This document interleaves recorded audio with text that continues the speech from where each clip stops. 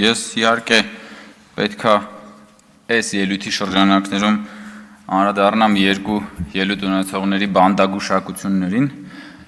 հետո իհարկե խմբակցության անունից գուցե կխոսեմ արդեն օրակարգի ընդհանուր թեմաների վերաբերյալ, եւ քանի որ հենց նոր այստեղ խոսում էր Արմենուհի Գյուրեղյանը եւ խոսում էր հատկապես բռնապետությունից, Տիկին Գյուրեղյան, եթե Հայաստանում լիներ բռնապետություն, դուք ուղղակի պապանձված կլինեիք։ Եվ դուք չէիք կարող այս ամբիոնից գալ եւ այդպիսի բաներ խոսել։ Դա ուղղակի աքսիոմատիկ ճշմարտություն է։ Որևէ երկրում, որտեղ կա բռնապետություն, որևէ մեկը չի կարող գալ եւ երկրի ղեկավարի նրա ընտանիքի անդամների մասին ճամարտակել այն ամեն ինչը, ինչ որ դուք նոր այստեղից արեցիք։ Դա մեկ։ Երկրորդը, որ բան եք անում, ծաղրում եք էլի խաչակրած արշավանք եք իրականացնում, կրթվել է նորաձև է շարժման նկատմամբ, ես ուզում եմ ասել, որ ոչ կրթվելը, ոչ նորաձևությունը ձեզ չի սպառնում, դուք հանգիստ եք։ Դուք Ժիգուլի եք եւ մնալու եք Ժիգուլի, սկզբանե կատարյալ ձեր բնորոշումը ես տվել եմ։ Ես իրեն անձնապես չեմ վիրավորում, ես ձեր մտածողությունն եմ ներկայացնում, պարոն Բա չէիք լսում պարոն Մինասյան, չէիք լսում Գյուրեղյանի ելույթը։ Չէիք լսում Գյուրեղյանի ելույթը միջև հիմա։ Չէիք լսում։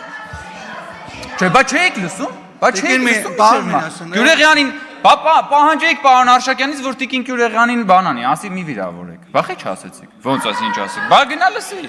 Ավելի պարոն Մինասյան, խնդրում եմ էլի եկեք կգաք ելույթ կունենաք կարտահայտվեք։ Պարոն Մինասյան, տեղից Հիմա ես էլի եմ ասում, ձեզ չի սպառնում ոչ կրթությունը, ոչ նորաձևությունը, որովհետև դուք ի սկզբանե կատարյալ Ժիգուլի եք, դրա նկարագրությունը տվել եմ։ Տգիտության մասին եք խոսում, դուք տգիտության լաբորատոր նմուշ եք, տեղով։ Դանին Կրյուգերի էֆեկտն եք, էդ էլ եմ տվել։ Դուք մարդ եք, ով որ այսօր Երևանի չէ, Հայաստանի համալսարաններից մեկում դասա տալիս, բայց էլի չեմ դադարի հնչեցնել, երբ որ ասում էր բանը, Բագրատը մտավ Վանաձոր, Անձրևը կտրվեց։ Դա ոնց կարելի է բնագետը, բնագիտության վերաբերյալ դասավանդող մարդը, ոնց կարա տենց բան ասի, ժողովուրդ հասկա, ցնդաբանություն, եկել աստե կրթությունից է խոսում մարդը։ Եկել է կրթությունից է խոսում, ինչ որ տերմիններ է բանանում, այստեղ ճամարտակում եւ այլն։ Կամ ասենք, բանը ինչքան կարելի է հատկապես ձեր խմբակցության որոշ անդամների կողմից գալ եւ այդպես թիրախավորել վարչապետի կնոջը։ Հատկապես այդքան իջնելով, այդքան էժանանալով։ Ես ուրիշ բացատրություն չեմ կարող գտնել, բացի նրանից, որ դուք ուղղակի դժբախտ մարդ եք։ Միայն դժբախտ մարդը սեփական կյանքում դժբախտ մարդը կարող է այնքան իջնել, որ գա այստեղ եւ վարչապետի տիկնոջ մասին խոսելիս այդքան իջնել։ Եկեք քաղաքական խոսք ասեք, փորձեք ձգտեք քաղաքական խոսք ասել, ձեր քաղաքական խոսքին կարելի է գալ անդրադառնալ, բայց այդ աստիճան պետք չի ընկնել։ Ասում եք իշխանությունը պահելու մոլուցքի մասին միայն կարող եք հպն մտածել։ Մենք իշխանությունը պահելու մոլուցք չենք ունեցել, դրա համար դուք այդտեղ նստած եք հիմա։ Հենց հիմա դրա նստած եք, որովհետև վարչապետը հրաժարական է տվել 2021 թվականին, Իմ քայլը խմբակցության падգամավորները վայր են դրել իրենց մանդատները,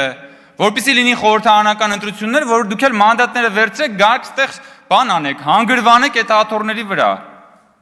Ու հիմնականում էլ զբաղվեք պարազիտությամբ, որովհետև որ նայում ենք ձեր քաղաքական գործունեությունը, դուք հիմնականում պարազիտանում եք այս ժողովրդի եւ այս պետության հարկատուների վրա։ Հիմա եկել եք, չգիտեմ ինչեր եք խոսում։ Կրթությունից եք խոսում, ծաղրում եք կրթություն։ Բա իհարկե դուք պետք է ծաղրեք կրթությունը, որովհետև դա ձեր բանին դեմ է։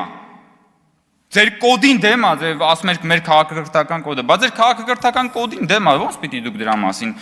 առանց ծաղրելու խոսեք։ Կամ այն մյուսը բանը խոսում է իմ կնոջ աշխատավարձի մասին թվերն է հրապարակում, որը իդեպ հրապարակային է, որովհետև իմ կինը հանդիսանալով պաշտոնյայի կին հայտարարատու անձ է, այդ հայտարարագրի մեջ իմ կնոջ աշխատավարձը նշված է։ Եվ հետո հայտնագործություն է անում։ Ասում է, արդյոք սրա մեջ չկա կոռուպցիոն հանցագործություն։ Ինչպիսի հայտը լեռը մուկ ծնեց։ Բա պարզը ձեր համար պետքա աշխատավարձ ստացող մարդը ձեր համար տարօրինակ պիտի լինի։ Բա աշխատավարձ ստանալն է ձեր համար տարօրինակ, ոչ թե հակառակը։ Բա դու գնացել նստել ես հələ շուրջ բոլորդ նայի, դու մեկը կողքի ապօրինի գույքի բռնագազման օրենքով շուրջ բոլորդ նստած մարդիկ անցնում են։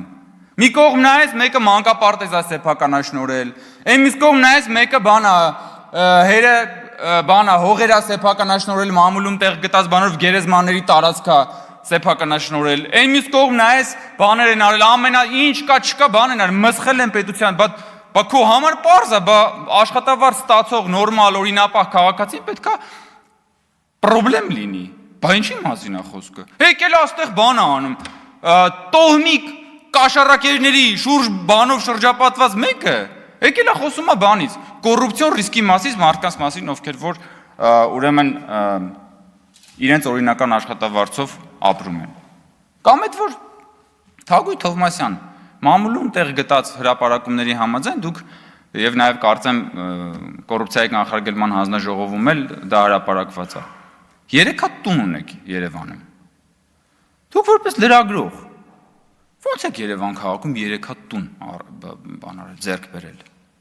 Հա՞։ Մատ կգաք մի օր այդպես բան ունեք, ելույթ ունենաք եւ հարցեր տակ նաեւ համապատասխան կառույցների ղեկավարներին դրա մասին։ Դուք 2018 թվականից ոնց որ թե падգամավոր եք եւ չէիք հասցնի 3 հատ տուն առնել ըստ մամուլում տեղ գտած հրապարակումների։ Դուք լրագրող եք աշխատել այն ժամանակ, երբ որ լրագրության եւ քաղաքական ոլորտում հորի բարքեր էին տիրում։ Բայց այդ հորի բարքերի ժամանակ ձեր հատկապես որ լրագրողական ծառայության համար են ինչ վարձատրություն են տվել, որ դուք ըստ մամուլի 3 հատ տուն ունեք Երևան քաղաքում։ Ես իմ գործընկերոջ հետ ազգային ժողովի սրճարանում նստած ենք, ընդմիջման ժամ էր կամ աշխատանքային օրվա ընթացքում էր մի խոսքով եւ գրել է Հայկ Կոնջորյանը թզբեհ է քաշում սրճարանում նստած, համրիչ հայերենով։ Եվ տեսեք ինչ որ բան, սկանդալային լուր է դա դարձել Հայաստանի մեդիա դաշտում։ Ինչ։ Համրիչը ինձ մեկ-մեկ օգնում է, որպեսզի ես կենտրոնանամ, հա, քաշում եմ համրիչը, որ հետո գամ եւ քաշեմ քո շեֆերի սանձերը։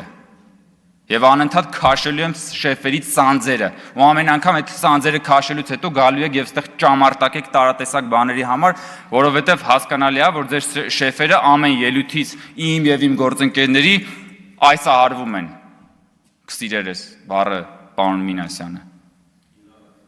Դիվահարվել է, այսահարվել է, տարբեր հոմանիշներ կարելի է օգտագործել։ Այնպես որ Տիկին Կյուրեղանին, Տիկին Թովմասյանին եւ բոլոր նրանց, ովքեր որ գալու են այս ամբիոնից դատարկաբանություններ հնչեցնել, ես ուղղակի խորհուրդ եմ տալի, հարգելի գործընկերներ, մի քիչ մտածել, աշխատել ձեր վրա, հաղթահարել ձեր սեփական տգիտությունը եւ դադարել լինել